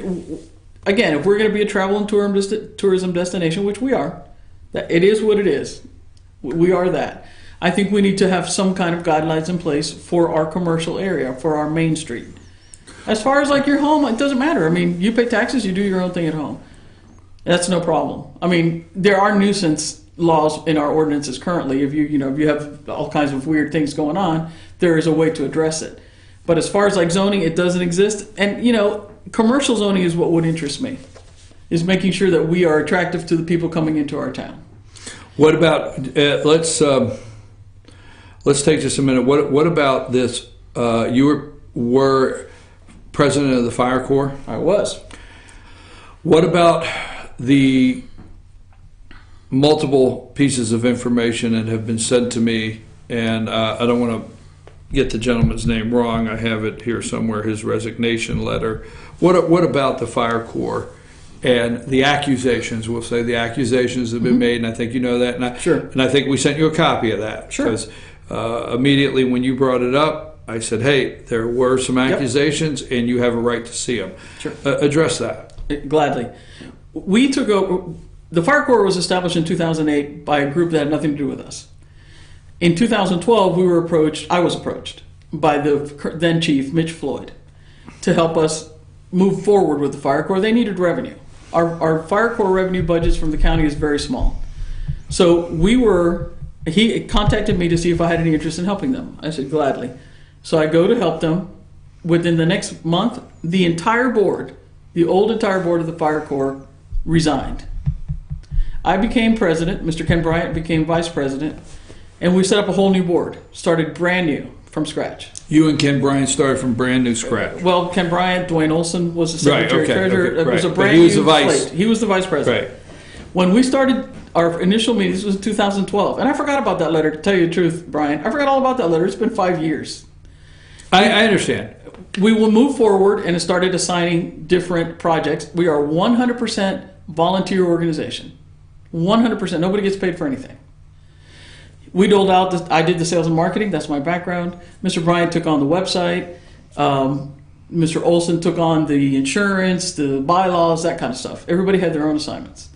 3 months into this work, we get an invoice from Mr. Bryant saying, you owe me for doing the website and for maintaining the domain. Well, at that point, we didn't even have any money in the bank account to pay anybody, much less somebody who was on the board as a volunteer. When we refused to pay him, he resigned as vice president. So it was clear that he was in this for financial gain. We went to see an attorney. But that's not what his accusations are. And I understand. I'm going to stay with the word accusation, but that's not what his accusations are in the emails that you and I both have, and his and I'm not validating anything, but from fundraising to minutes to and I think we both know what has been sent to me, what I sent to you, and I have a lot of other documents, solicitation documents, and just so many things that he finds as a reason that he resigned, and he names you, and we agree. Okay. Along with Rob Moyer, Judith Moss, B.J. Peters, who has passed away. Yes. And Buddy Sumner. I have the letter, and this right here is a response to every single one of his accusations. And I'm going to leave this with you so you can read it. Okay. But bottom line, when he felt that he wasn't going to get paid, and we hired an attorney, we didn't hire. He did it pro bono. We went to see an attorney. He wrote him a letter. He never responded to the letter. Today, after 5.5 years, he still has that domain hostage. If you look at www.towns, I'll spell it out, townscountyfirecorps.org, this letter shows up. He posted his resignation letter on the website. Well, that's not his website to begin with. That's the Towns County Fire Corps website. When we sent him a letter from our attorney, he never responded, never did anything, still has it. We didn't have the funds to pursue it. It would have cost us thousands of dollars to pursue it. So we dropped that. We just now have tcfirecorps.org. So you're saying his accusations against you, which we have on our website, his accusations against you are false, and they really come from deep-seated upset over not being paid for services he feels he rendered to the Fire Corps? Correct. And if that's what you say, right? That's what I say. And if you contact anybody else who is on that list that he addressed this letter to, I think you'll get the exact same opinion. Most of these folks are still in town. With him, like I said, BJ Peters has passed away. But most of these, go contact them. And that's where the gist of my discontent came from your group, is nobody contacted anybody. When you printed that... Wait a minute. Now, I will say this. Now, I don't know... our writer in Towns County, and I've had a lot of discussions in a meeting yesterday. There has been several times that I think she attempted to meet with you. Never. I have an email from you yesterday where you emailed her and said you had a real busy week. Well, and this week. You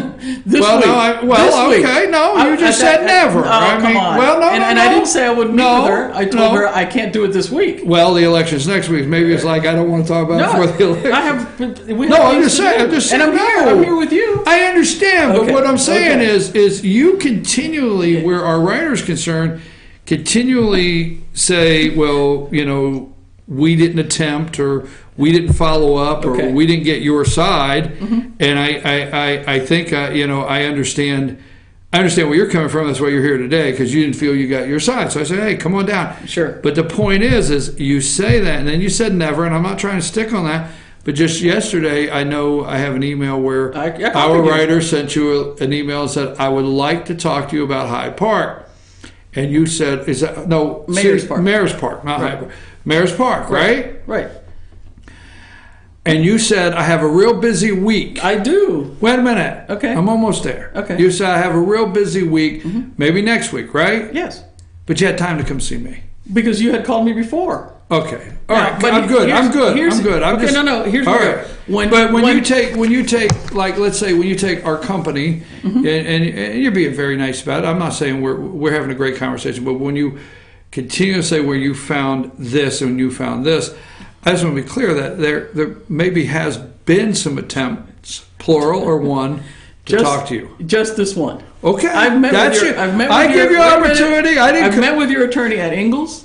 I've met with her at City Hall. Any other time she has asked me to meet with her, I have met with her. Okay. Now, when this letter came up at that Friday meeting, it was a Wednesday breakfast meeting.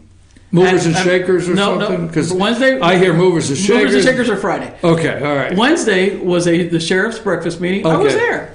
When all of this letter and all this stuff came up, I was there the entire time. Mr. Chastain was only there 10 minutes, but she found time to go talk to him for those 10 minutes. Wait, I'm not done. I'm not done. No, you don't have. I was there the whole hour. She never came to me about anything. The next Friday, this was Thursday. Friday morning was Movers and Shakers. I was there the entire hour for Movers and Shakers. No questions. Okay. None. All right. And then Friday afternoon, you post this article. She had ample time to come talk to me. I've never said no to her and I didn't say no to her this week. I just told her this week is really busy. And it is. I mean, I drove an hour, 15 minutes to get here to you. I understand that. No, I understand. So I'm trying to do the best I can. Got it. Move along. Moving on. How about this? What about if somebody says, Liz, very smart. Let me frame this together. Liz is very smart, because I call a lot of people. You don't know who all I know, do you? Oh, I guess not. I called a lot of people. They think I'm smart? Yeah. Somebody said Liz is very smart. Liz can do some very good things for Hiwassee. This is what was said out there by somebody that I spoke to. But Liz can be a little pushy. And Liz can push a little bit, and sometimes maybe she pushes too hard. What about that? And I probably am not the first person that said that to you, am I? Because there's a lot of things that it's not the first time somebody said it to me. So I'm going to be. I like the fact that the people think I'm smart and that I can do good things. I think I've proven that I can do good things in Hiwassee. We've put in new sidewalks. We've repaired broken sidewalks. We've hired a 5th police officer. We've put in crosswalks at the post office. I mean, I think I can justify what we've done. As far as being pushy, I don't know about pushy. I think I'm driven. Okay. And we could change that up. The number one thing is I'm going to listen to what the citizens of Hiwassee want, and if it makes sense and it's a good thing, I'm going to push to get it because it makes sense. The sidewalks, they have been talking about sidewalks for 5 years. Does it make sense to have sidewalks? Yes. Did we have SPLOST money to make sidewalks? Yes. Was I able to get a grant to do sidewalks? Yes. Well, then let's do it. But let me ask you this, okay? I am feeling so comfortable with our conversation and enjoying it. Me too. You know how to get the grants. You know how to do this, and you know how to. I mean, you know, if the voters decide. I have a question that might sound petty. Okay. Why did you put your campaign banner on that fire truck? Well, that is a violation of state. Why did you do that? Well, first of all, I was unaware that it was a violation. I am part of the Fire Corps, which has created $250,000. You know, you put it up, and it was only 10 seconds after that I had a picture. Okay, what about the picture that you printed with Jay Chastain wearing the city, the county logo on his shirt, endorsing Mr. Deering? Is that illegal too? I'm not for sure. Oh, maybe we should check that out too then. Well, what about you sending emails with the city's logo on, and you're not officially in the city? It says candidate for mayor, does it not? Read it. Read it. The city is not trademarked. I checked before I did that. City's not trademarked? It's not trademarked. I checked before I did it, and it says candidate for mayor. Now, the minute I was called and they told me, hey, that sign might be a problem, did I take it down? I don't know. Immediately it was down. All right. I don't want to cause any problems. But I just feel like I am so in touch with the fire department. I've $250,000 I've raised for them minimum. They have received training, equipment, you name it. We've bought whatever they've needed by the instruction of the fire chief. We've bought. That's what we bought. That's what we've done. Okay, tell me again, so that way out there it could. I guess I don't like to do impressions, but they could know out there. I'm giving you an opportunity to say both sides. So you say Mr. Chastain did what? He wore a city. Look it up on your website. At the same. He's wearing his uniform while he's on the picture, saying that he is endorsing Barry Deering, which it bothers me not at all. I don't care. But if you're bringing up it's illegal to hang that sign up there for 5 minutes that it was up there, maybe it's illegal for him to be wearing that uniform and endorsing. Does that mean the county is endorsing Barry Deering? I don't know. I don't either. Maybe we should check that out. I know that fire truck said. Well, I took it down. I took it down. I swear, no malicious. No, and it's not. No, but it's not you. Took it down, I don't know if you're picking that up. It's not you because. Let me tell you what I want you to take away is I don't care who's sitting here. Mm-hmm. FetchYourNews.com and myself. I'm only interested in the citizens and the taxpayers' money. Absolutely. Period. Okay. Right. And the only thing I'm interested in is whoever decides they want to run for office needs to understand they're asking to serve.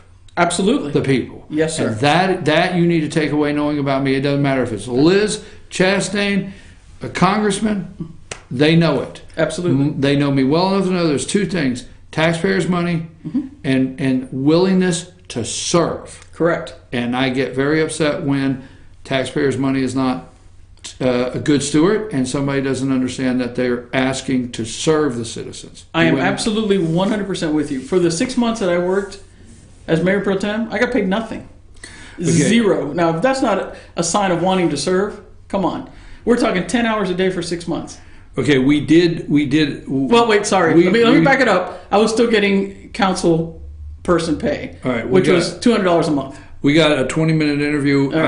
We got an hour out of it. So you got 15 seconds to say anything you want to close. Okay. In closing, I want to say that my platform is to do what is best for Hiwassee.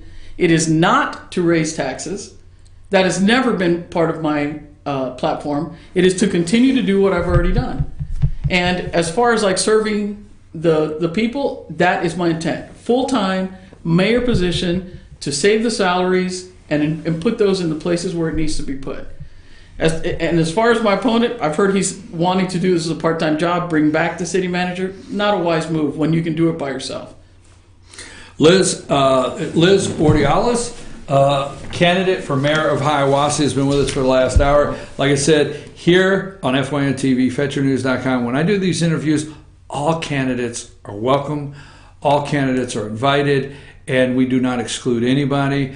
We have asked the questions, and I hope today this video, whoever views it, sees us, our company, as always giving you, the voter, the most information to make your decision next Tuesday.